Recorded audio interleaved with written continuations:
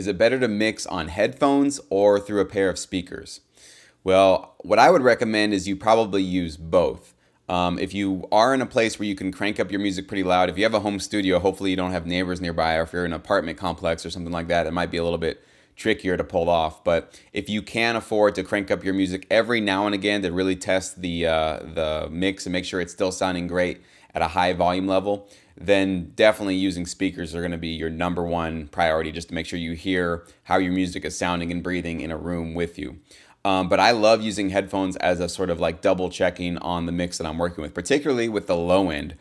Sometimes in a home studio environment, you might lose some clarity with the sub speaker, or with maybe some 808s that you have, or a bass track. Just a lot of those low frequencies sometimes can get gobbled up or distorted in a room, depending on the surfaces that you're working with, if you have your room treated or not. And most people with home studios, they might have minimal treatment, but not a professionally treated room. And you don't need to have that to make great mixes, but you just need to compensate for that sort of weakness that you have in your listening environment. So what I always do is I mix everything primarily with my speakers at a low to mid-range volume level, nothing super loud.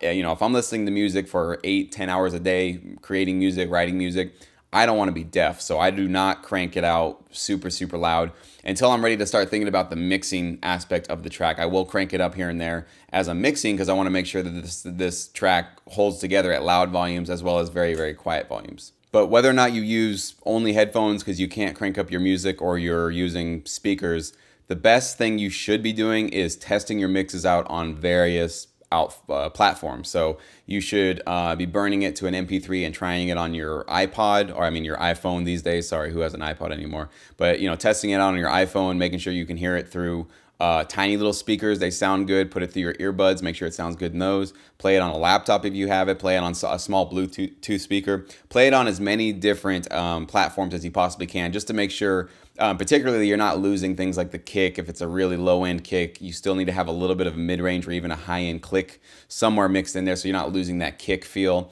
in the track when there's no sub speaker that it's being played through. So that's what I would highly recommend, is just test your mix across various speaker sets and headphones, just to make sure that no matter what kind of device somebody's playing on it, no matter what people are listening to it through, they actually can hear a great sounding song no matter what. So that's my advice for how I go about whether or not you decide you want to mix with headphones or speakers. But again, out there, you just got to do the work. You got to really test things out. You got to do trial and error and find out what works for you and what your weaknesses and strengths are in your current mixing environment.